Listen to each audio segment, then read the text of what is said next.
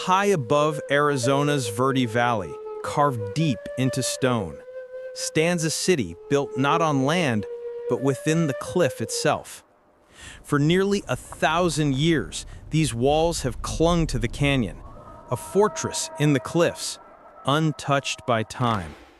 Every mark tells a story of hands that shaped mud and dreams into shelter against the desert sun. Accessed only by ladders, it was both home and fortress, protection from floods, heat, and unseen threats. Below, fertile fields and flowing water sustained the people who called this place home.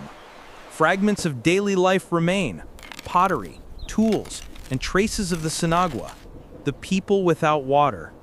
They built not just homes, but harmony, architecture that lived with the land. And in this stone sanctuary, their story still breathes with the wind.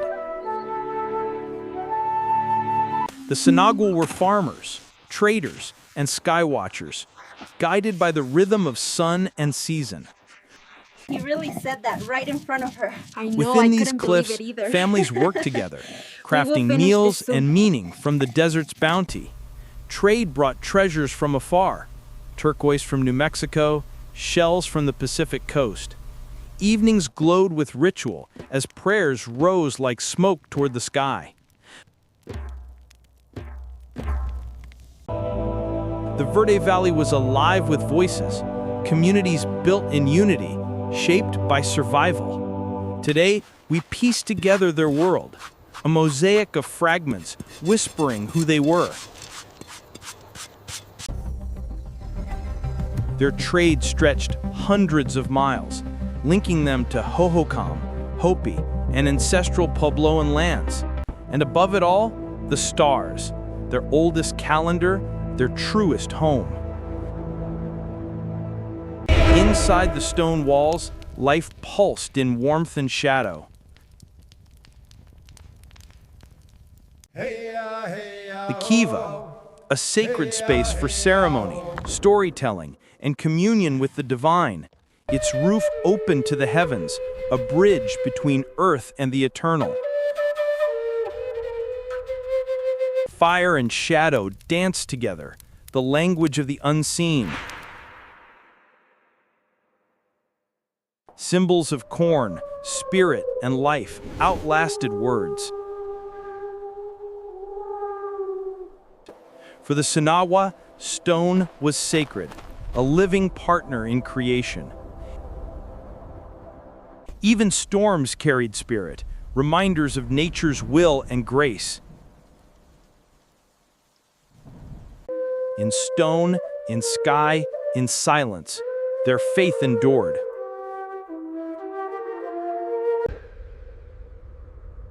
Then one day, they were gone.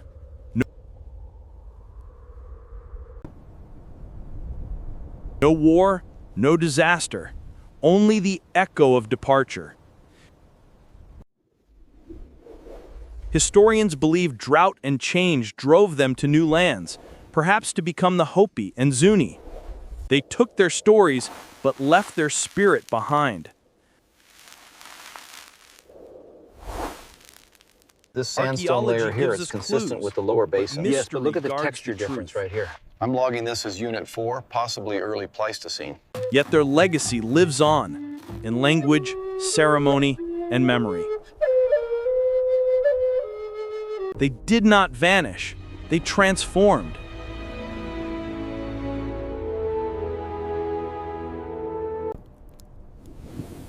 And in that silence, they became legend. Today, Montezuma Castle stands as a window to the past, These vessels date a back nearly monument to 1,000 endurance, years. Notice the unique artistry, geometric and patterns. adaptation. Were they used for storage? Exactly, primarily for grain and water, yes. Yeah. A new generation learns the old wisdom of stone. The cliffs remain, but their story still climbs toward the sun. Beneath the eternal sky, the Sinagua's legacy endures.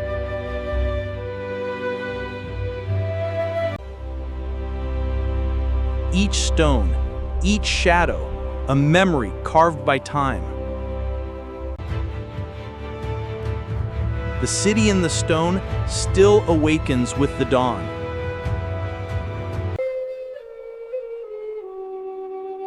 And through its silence, the ancestors still speak. This was Montezuma Castle, the city in the stone. One of many voices in the story of ancient America. Rediscover the lost civilizations of North America. Each ruin is a memory, each mound a message. Subscribe to Forgotten Civilization, where America's past comes alive again.